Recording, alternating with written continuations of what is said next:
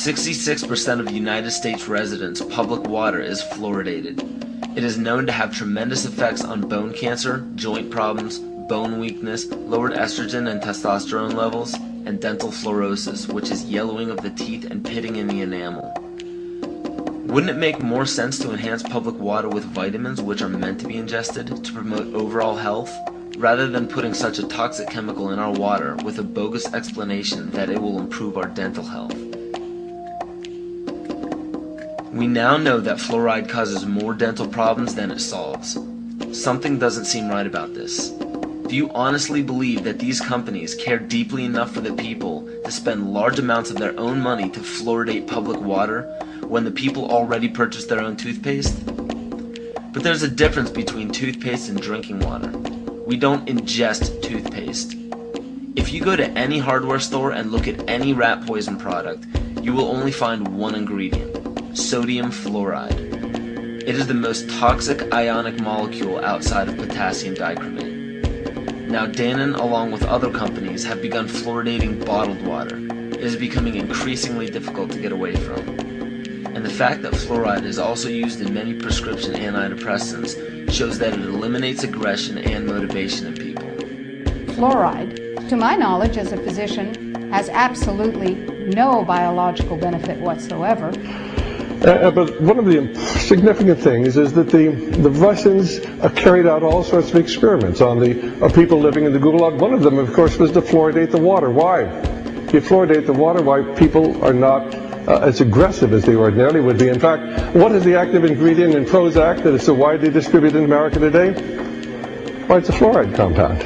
And now, we are finding that public water nationwide is showing up with arsenic, lead, cadmium, and thermonium, which is a radioactive form of lead.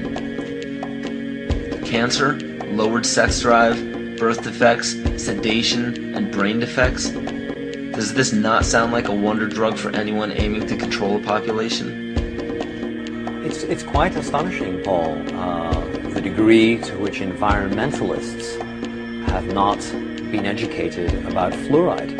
You know, people have an unconscious trust in their doctor or their dentist, and if you can persuade doctors and dentists that fluoride is safe and good, then you're able to reach the rest of the nation. People believe their doctors and dentists, and that was a way of promoting fluoride for Bernays. Fluoride was killing their cattle, destroying their crops. Fluoride given to rats had produced bone cancer and liver cancer, and that those results had been doctored to make it look as though fluoride hadn't caused as much cancer.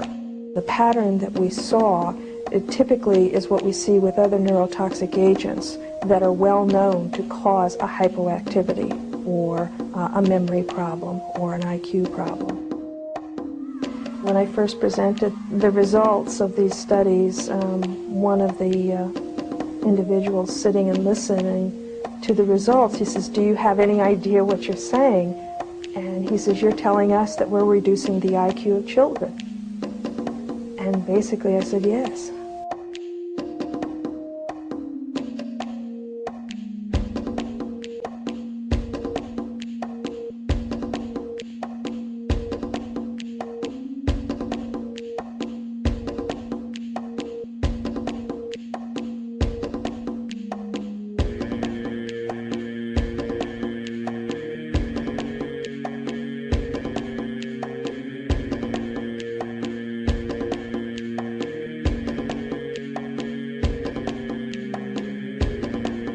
Aspartame, the artificial sweetener found in almost every low-sugar or sugar-free product on the market.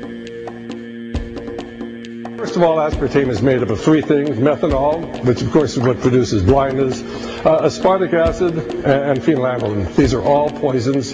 Aspartic acid, of course, produces brain lesions. This was known back in the early 1970s. Methanol produces blindness. Phenylalanine is what you see certain in the brain, and in high dosage it produces trauma.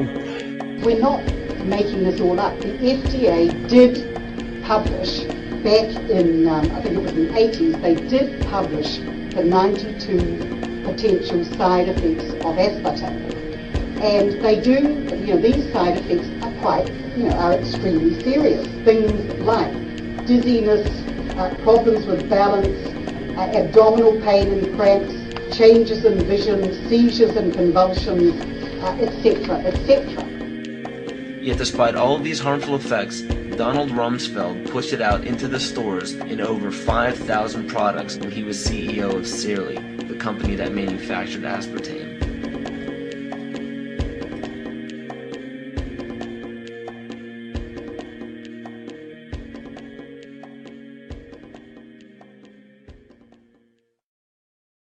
The sustainable goal is the elimination of the middle class. The world cannot support 6 billion people.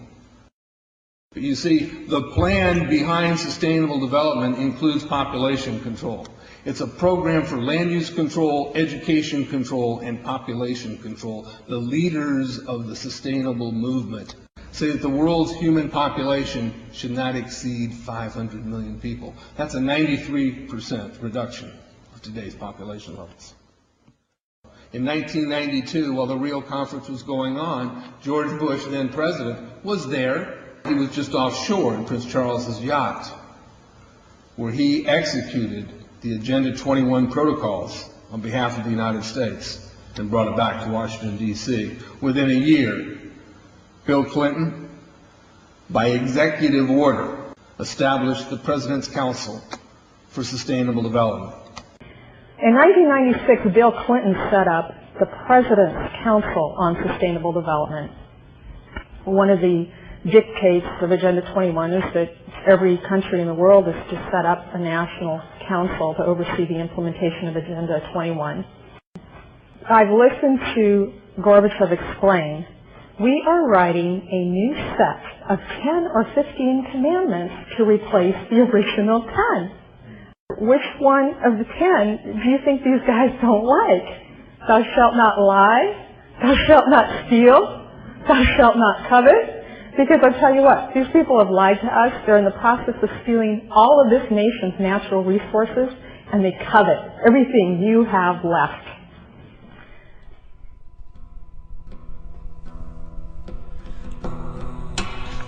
To explain the map, the red are areas that are to be off limits to human beings. If you live there, you won't. The yellow areas are the areas for major control of all human activity. If you live there, you won't. The black dots are the smart growth zones. That's where human beings are to be stacked and packed in small living units along rail tracks. The Smart Growth Program ultimately has jobs assigned and children cared for by the state.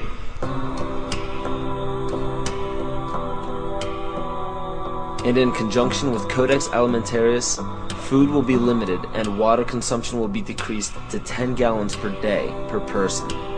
That is over a 90% reduction in people's average daily water consumption. And along with shortages of food and water, the food we will be provided with will be genetically manipulated and nutrient deficient. Genetic manipulation of food causes complications in metabolizing and utilizing food for energy. In June of 2003, scientists reported that the gene sequence of the inserted genes into crops had actually changed their order. They had re-scrambled. So the genetic inserts are not stable. Another laboratory confirmed this and found that it had changed in the same varieties in different ways that they had tested. So not only is it unstable and changing, it's not even uniform in the way it's changing. This is incredibly dangerous. Nutrient deficiencies due to Codex's planned vitamin and mineral ban will cause billions of preventable diseases. Both of these will ultimately lead to billions of deaths.